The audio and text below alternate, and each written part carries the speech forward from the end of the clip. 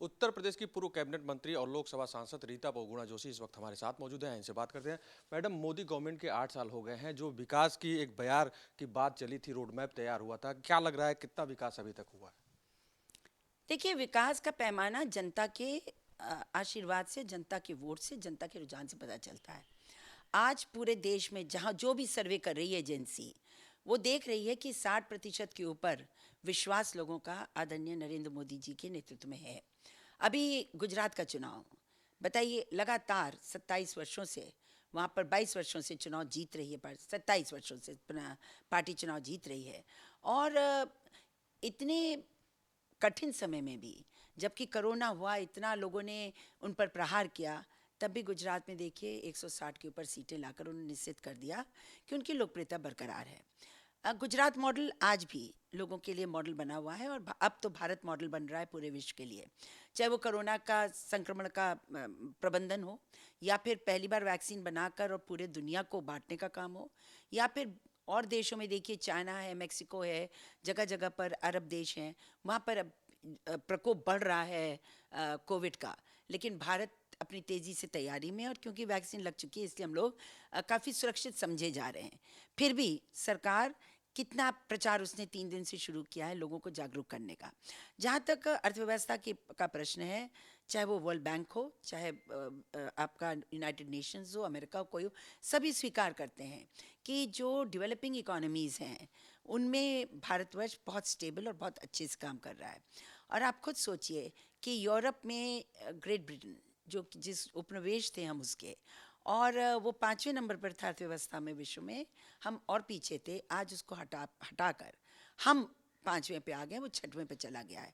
और बहुत शीघ्र, जैसा रोड मैप है हमारे प्रधानमंत्री जी का, सरकार का, अगले 2-3 वर्षों में 2025 तक ऐसी बहुत तीव्र संभावना है कि हम द्वितीय या तृतीय सबसे बड़ी अर्थव्यवस्था बन जाएंगे। और ये हुआ कैसे?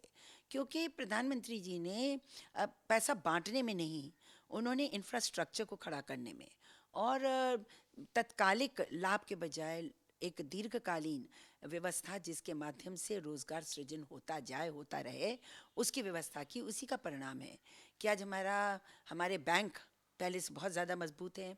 आज लोन चल रहा है, आज स्टार्टअप्स अच्छे चल रहे हैं। आज आपने देखा यूनिकॉर्न, अभी 110 के ऊपर यूनिकॉर्न भारतवर्ष में हो। यूनिकॉर्न मतलब जो 7,000 करोड़ से बड़ी की कंपनी है, जिन्होंने स्टार्टअप से शुरू किया। तो इन 8 वर्षों में अर्थव्यवस्था को झटके लगे और लगते जा रहे हैं, लेकिन उसके बावजूद हम स्थिर हैं। ये बहुत बड़ी उपलब्धि निर्मला सीतारमन जी की और हमारे प्रधानमंत्री जी की है। अ, इसके अलावा आपने देखा कि गरीब कल्याण योजनाएं इतनी ज़बरदस्त हुई हैं कि आज 80 करोड़ लोगों को खाद्यान्न, मुफ्त खाद्यान्न मिल रहा है। और मैं बधाई दूंगी योगी आदित्यनाथ जी की सरकार को भी, कि अगर 5 किलो केंद्र सरकार प्रति व्यक्ति दे रही है, तो 5 प्रदेश सरकार भी दे रही है। तो आप खुद सोचिए, अगर 5 प्राणियों का परिवार है और उसको 50 किलो अनाज मिल रहा है, तो भुखमरी तो छोड़ दीजिए, घर में खुशहाली है। और इसके अलावा जो आवास बांटे गए हैं और जो आवास की संख्या बढ़ती चली जा रही है, जो अब उज्ज्वला बांटा गया है, जो जो बिजली का इंतज़ाम हुआ है सौभाग्य योजना में, और जो आयुष्मान भारत के अंतर्गत 10 करोड़ लोगों को आयुष्मान भारत कार्ड्स दिए गए हैं, उनको इलाज हो रहा है। तो इन सब बातों को अगर आप मद्देनज़र लीजिए, तो मैं ये सोचती हूँ कि जनता ये देख रही कि एक ऐसी सरकार है जो काम करना चाहती है। कानूनों में भी बदलाव, ईज़ ऑफ डूइंग बिजनेस, कि लोग निवेश करें भारत में। बड़ी संख्या में लोग निवेश कर रहे हैं। जो बेकार पुराने कानून हैं, जो रिस्ट्रिक्टिव लेजिस्लेशंस हैं, जो कहीं ना कहीं रोड़ा बनते हैं कि बड़ी कंपनियां भारत नहीं आती, कि भाई इनके यहाँ तो बहुत कानून है, वो उसी में उलझ के रह जाएंगे। तो आप देख लीजिए कि 1450 कानून छोटे और ऐसे ऑब्सोलीट जो अंग्रेज़ों के ज़माने से अब तक थे, वो सब रद्द कर दिए गए। और उत्तर प्रदेश सरकार भी इस मामले में बहुत अच्छी, उसने भी 1100 से ज़्यादा ऐसे कानून जो बाधक बनते थे हमारे विकास में, हमारे ग्रोथ में, उनको उन्होंने भी समाप्त किया है। तो हर तरह से, चाहे लेजिस्लेटिव आपके चेंजेस हो रहे हों, चाहे गरीबों के कल्याण की बात हो, चाहे बिजली उत्पादन की बात हो, चाहे आपने देखा कि हमारे किसानों के लिए आपका प्रधानमंत्री जो है किसान सम्मान योजना हो, अथवा जो यूरिया का और ये अन्य चीज़ों को लोगों तक उपलब्ध कराने की बात हो, तो हर तरह से और चाहे वो एमएसपी की बात हो, मिनिमम सपोर्ट प्राइस की अनाज की, हर तरफ, और मोटे अनाज को जिस तरह से बढ़ावा दिया जा रहा है, और G20 की अध्यक्षता मिल जाना पहली बार, और ऐसे वक्त पर कि पूरा देश ही क्या है, विश्व कह रहा है। अब की जो G20 का सम्मेलन बाली में हुआ था, उसमें भारत ने जो प्रस्ताव दिया, उस प्रस्ताव को ही स्वीकार वहाँ पर किया गया एक तरह से। तो अब मोटे अनाज के प्रति हमारे प्रधानमंत्री जी का बहुत जो है फोकस है, और वो ये चाहते हैं। और आजकल मॉडर्न आप देख भी रहे हैं, फैशन हो गया है। आजकल का युवा गेहूं चावल कम खाता है, वो तो बाजरा है, मक्का है, ये सब जो मोटे अनाज हैं, उनको रागी है, इन पर ज़्यादा डिपेंड कर रहा है। तो मोटे अनाज जो कि हमारे 80% किसान उत्पादन करते हैं, 80% किसान मोटा अनाज उत्पादित करता है, पर उसका बिक्री नहीं है। अगर उसकी बिक्री बढ़ जाए तो खुशहाली किसानों में ज़बरदस्त आएगी। तो उन्होंने अभी सारे सांसदों को देखिए मोटे अनाज का की दावत दी। उन्होंने मोटे अनाज हम लोग जाकर उसका प्रचार करें। भारत के कहने से संयुक्त राष्ट्र संघ ने 2023 को मोटे अनाज का वर्ष घोषित कर दिया है। तो इस तरह से हर सेक्टर में देखकर नई शिक्षा नीति आ गई है, नई शिक्षा नीति भी आ गई है।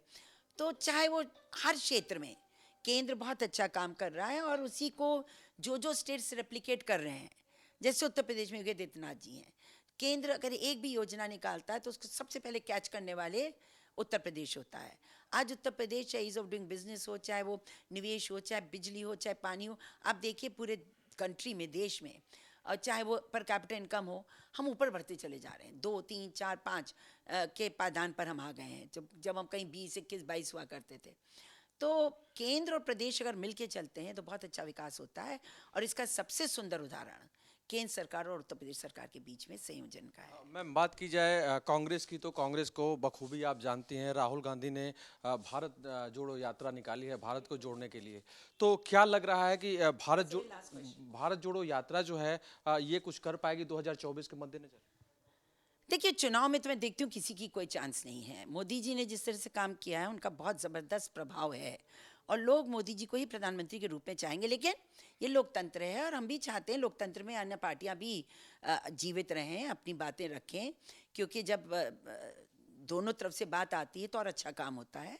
लेकिन मैं नहीं समझ रही हूँ कि चुनावी राजनीति पर कोई विशेष असर पड़ेगा। धन्यवाद। तो ये थी रीता बहुगुणा जोशी, जिनका कहना था कि नरेंद्र मोदी ने जो एक व्यवस्था दी है, एक विकास का जो एक नया मार्ग खोला है, उस पे भारत चल रहा है, और आज कहीं ना कहीं जो युवा है और किसान है, दोनों खुशहाली के रास्ते पर आगे बढ़ रहा है। कैमरा पर्सन राजविष्ट के साथ पंकज तिवारी, आज की खबर, दिल्ली।